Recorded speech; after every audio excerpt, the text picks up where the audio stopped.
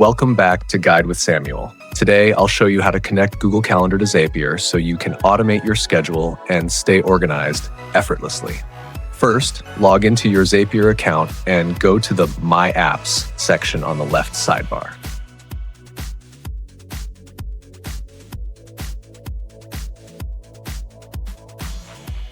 Next, click on Connect a New Account. In the search box, type Google Calendar and select it from the list. Zapier will prompt you to sign into your Google account.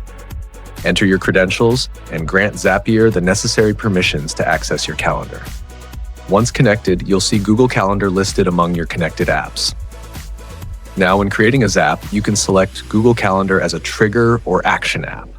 For example, you could create a Zap that adds a new event to your calendar when you receive an important email, or sends reminders via Slack for upcoming events.